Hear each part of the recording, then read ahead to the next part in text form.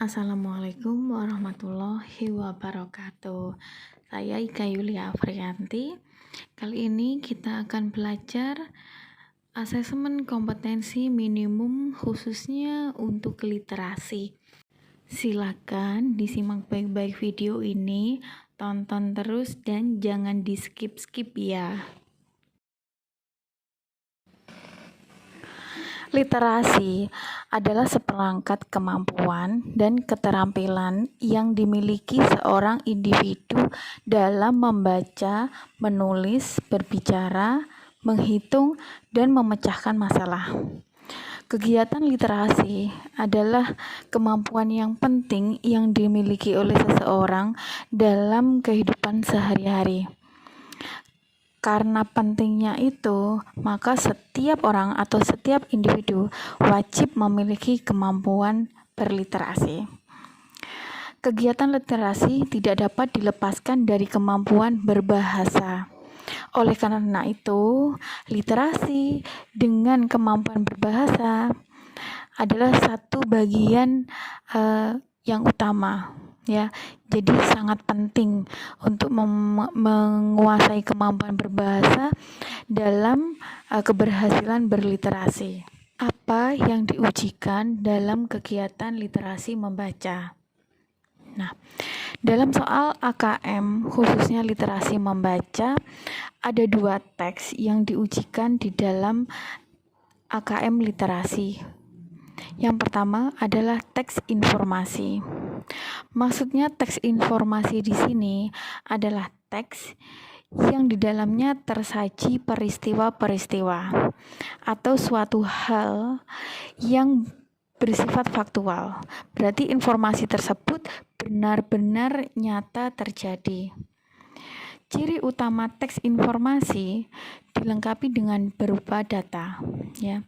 Jadi informasi tersebut dapat berupa infografis, biasanya bacaan, disertai dengan gambar atau foto dan juga tabel. Nah, teks kedua yang diujikan di dalam literasi membaca adalah teks sastra. Ciri-ciri teks sastra yaitu adanya cerita. Di dalam cerita tersebut ada tokoh dan ada alur atau jalan ceritanya. Dilengkapi dengan masalah atau konflik yang dialami oleh tokoh, serta biasanya yang dicari adalah pesan moralnya. Jadi bermacam-macam informasi untuk teks sastra. Biasanya ada yang ditanyakan itu urutan alur kejadiannya, ada juga peserta diminta untuk mencari pesan moralnya. Kompetensi apa saja yang diujikan di dalam AKM, terutama literasi membaca. Jadi dalam AKM literasi membaca ada beberapa kompetensi yang wajib diujikan. Itu tandanya peserta wajib menguasai kompetensi-kompetensi tersebut. Yang pertama adalah menemukan informasi. Nah, biasanya peserta di dalam soal tersebut akan disajikan sebuah teks.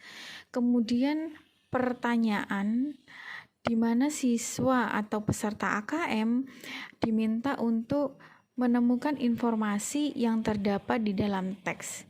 Informasi tersebut dapat berupa data atau berupa ide atau berupa masalah atau yang berupa intisari dalam sebuah bacaan, ya. Jadi biasanya disajikan dalam bentuk soal, menemukan pernyataan yang sesuai di dalam teks tersebut. Selanjutnya yang kedua adalah kompetensi memahami bacaan, ya. Jadi informasi umum apa ya yang terdapat di dalam bacaan tersebut. Biasanya siswa atau peserta AKM diminta untuk memberikan respon atau komentar atau jawaban ya berkaitan dengan soal yang ada di dalam bacaan tersebut. Kemudian yang ketiga adalah kompetensi mengevaluasi dan merefleksi. Nah, Soal kompetensi jenis ini biasanya tersaji dalam bentuk soal, menemukan tanggapan yang sesuai di dalam teks, ya, atau memberikan komentar terhadap sajian infografis yang disediakan di dalam teks.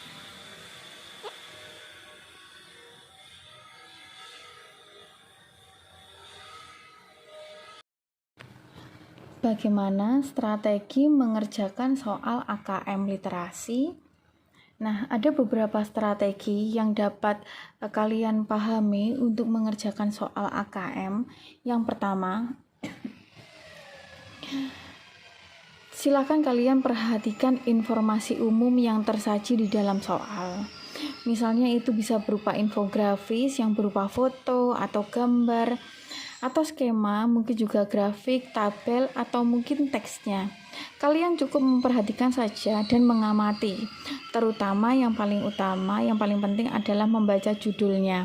Baca judul infografis tersebut dan baca sub-sub judulnya.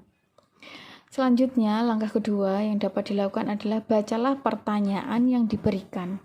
Ya, jadi kalian baca pertanyaannya, apakah pertanyaan itu berupa uraian, ataukah berupa pilihan ganda, atau mungkin menjodohkan atau menemukan benar dan salah. Ya. Kalian pahami dulu pertanyaannya, kemudian apabila pertanyaan itu berupa pernyataan-pernyataan, kalian baca dulu kira-kira yang dicari itu apa. Nah, selanjutnya setelah kalian membaca pertanyaan yang diberikan, kalian baru baca teksnya.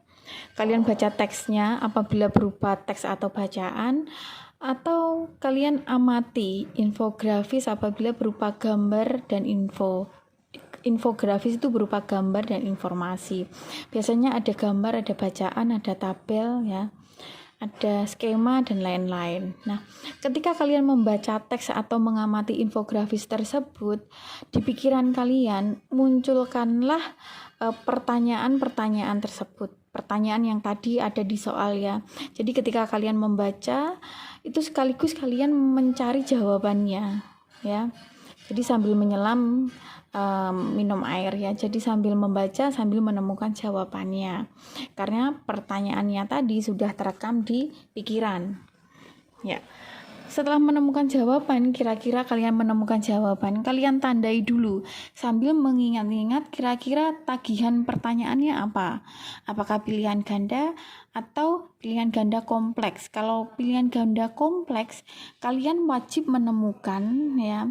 Biasanya kalian harus menemukan setidaknya jawaban lebih dari satu, ya. Berapapun jawabannya itu berikan di dalam pilihan ganda kompleks. Selanjutnya, setelah kalian membaca atau mengamati, kemudian menandai. Ya, tadi sudah saya sampaikan, ya. Jadi ditandai. Kalau mengerjakan secara online, secara daring, setidaknya kalian menyiapkan catatan kecil sebagai penanda. Jadi buat catatan kecil atau oret-oretan begitu, ya, untuk menandai kira-kira jawaban ini ada di poin yang mana, atau kalian sebutkan saja langsung jawabannya benar atau salah gitu. Yang terakhir baru kalian menjawab soal dengan cara menjawab yang sesuai dengan perintah. Apakah itu perintahnya menemukan benar salah, setuju atau tidak setuju, menjodohkan, pilihan ganda kompleks, atau mungkin uraian singkat atau uraian yang panjang. Ya, itu silahkan disesuaikan dengan tagihan perintah dari soal tersebut.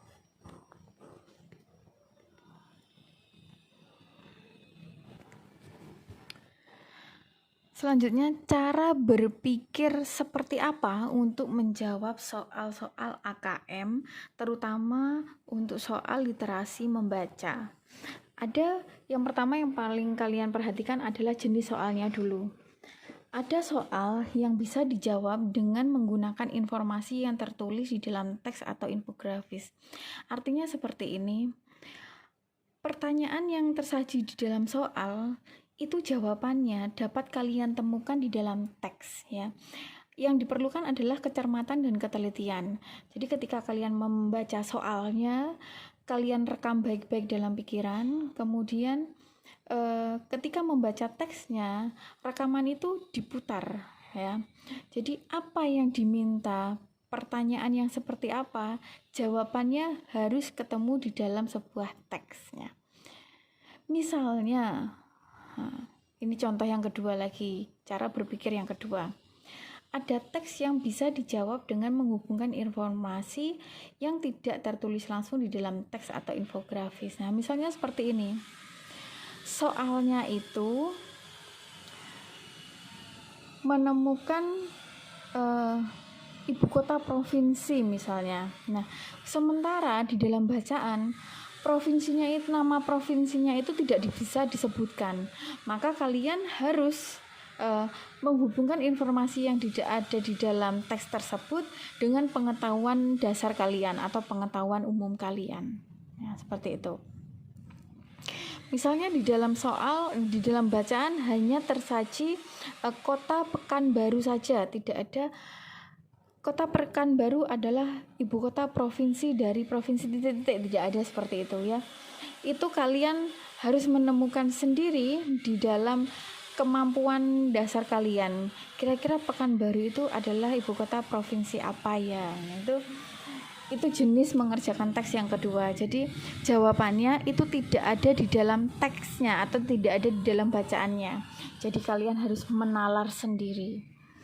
Yang ketiga, cara berpikirnya adalah apabila kalian menemui soal yang dijawab dengan memberikan respon. Jadi kalian memberikan komentar atau tanggapan berkaitan dengan informasi di dalam teks. Berarti misalnya jawabannya itu ada di dalam teks tapi secara tersirat. Jadi kalian menulis dengan bahasa kalian sendiri. Menjawab soal tersebut dengan bahasa kalian sendiri. Jadi tidak persis sama dengan yang ada di dalam teks.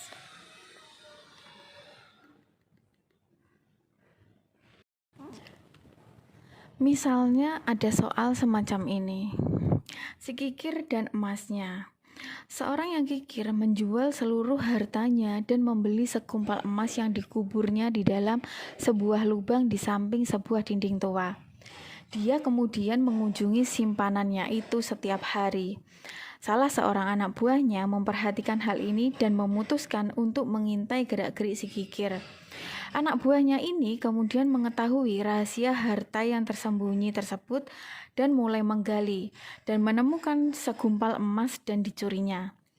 Si kikir pada kunjungan berikutnya menemukan lubang yang sudah kosong dan mulai menarik-narik rambutnya dan meraung-raung sejadi-jadinya.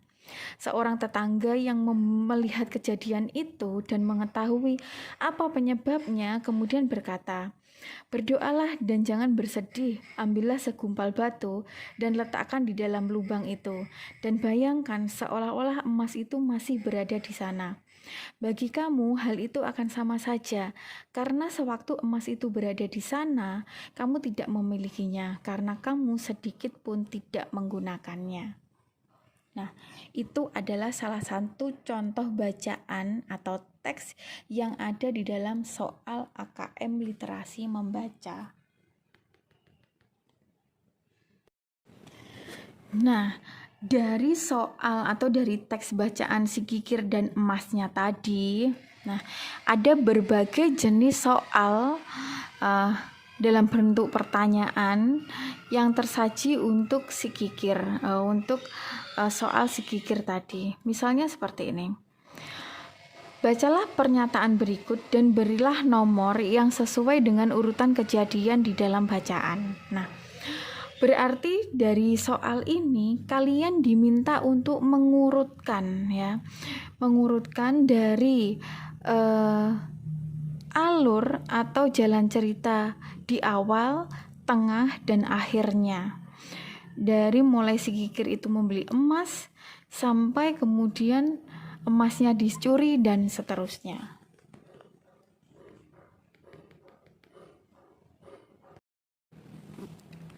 Masih dengan teks yang sama, yaitu si kikir dan emasnya, literasi kedua. bentuk soalnya berbeda. Misalnya ada soal semacam ini. Pembaca dituntut mengembangkan interpretasi dengan mengintegrasikan berbagai pengetahuan dan menghubungkan rincian cerita dengan ide utama seperti contoh soal di bawah ini. Jadi kalian dituntut untuk menginterpretasi atau memahami cerita tersebut ya. Jadi memahami cerita tersebut kemudian menghubungkan idenya. Kira-kira bentuk soalnya semacam ini. Berikut ini adalah percakapan antara dua orang yang membaca si kikir dan emasnya. Ya, artinya berarti soal tersebut kalian imajinasikan saja ada dua pembaca, kemudian dia mengomentari bacaan si kikir dan emasnya.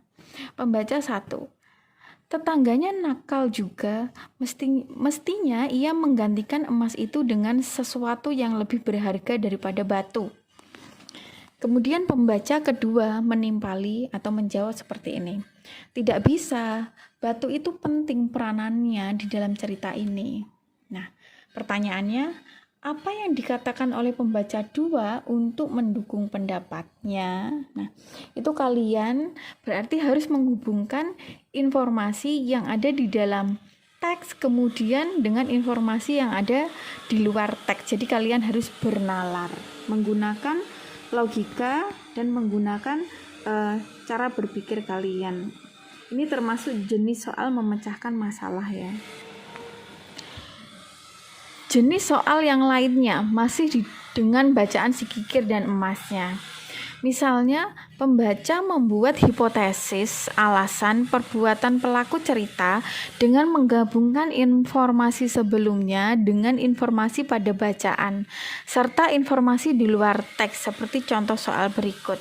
Nah, mengapa si kikir menguburkan emasnya? Nah, berarti ini soal yang membutuhkan penalaran ya. Jadi kalian masih seperti soal yang sebelumnya, literasi yang kedua tadi, kalian harus menggabungkan informasi yang ada di dalam teks dengan menalarnya dengan kemampuan berpikir kalian di luar teks tadi. Kira-kira mengapa si kikir itu menguburkan emasnya? Mengapa dia tidak menyimpannya di dalam lemari atau di mana? Jenis soal yang berbeda ya dari bacaan si kikir dan emasnya tadi. Misalnya seperti ini. Pembaca dituntut membentuk pemahaman yang luas seperti contoh soal berikut ya. Apa pesan utama cerita si kikir dan emasnya ya.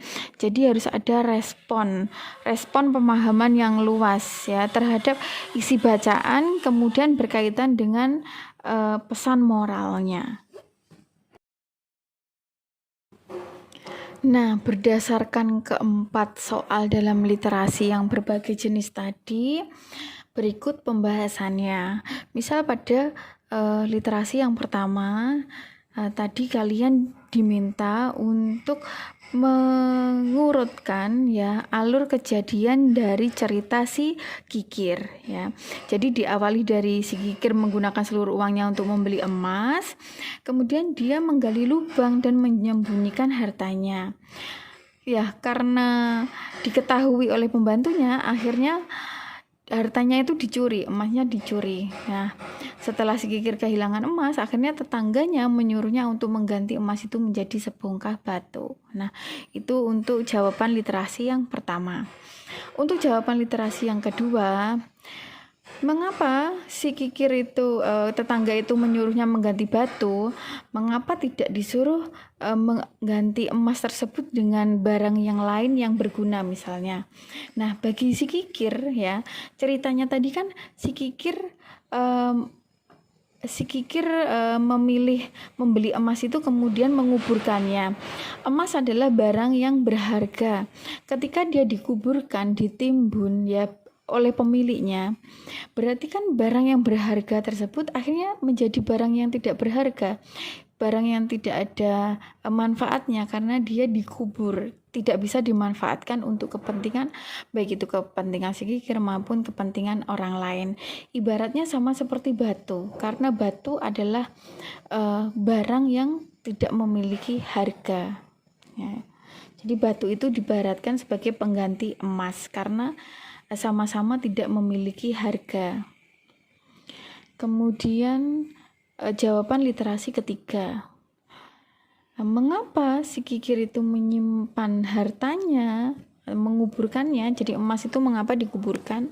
Ya, jadi kalian harus menghubungkan sifatnya si kikir itu apa ya? Karena judulnya saja si kikir, otomatis sifatnya kikir ya. Orang yang memiliki sifat kikir, dia akan menyimpan hartanya agar tidak diketahui orang lain. Dan dia kelihatan tidak memiliki harta. Jadi orang yang kikir itu tidak ingin orang lain tuh mengetahui kalau dia itu orang kaya, orang yang punya, supaya apa? Supaya tidak dimintai sumbangan, supaya tidak dimintai sedekah, supaya tidak dimintai tolong. Akhirnya dia seolah-olah tidak memiliki harta. Lantas untuk jawaban literasi keempat, ya, yaitu jawabannya yang C, ya, tidak menggunakan apa yang dimiliki sama halnya dengan tidak memilikinya. Jadi pesan moral dari cerita tersebut ya, kalau kita memiliki sesuatu yang berharga, yang bernilai, ya manfaatkanlah, gunakanlah itu. Kalau ingin dijaga, jadi silakan dijaga dengan cara yang sesuai gitu ya.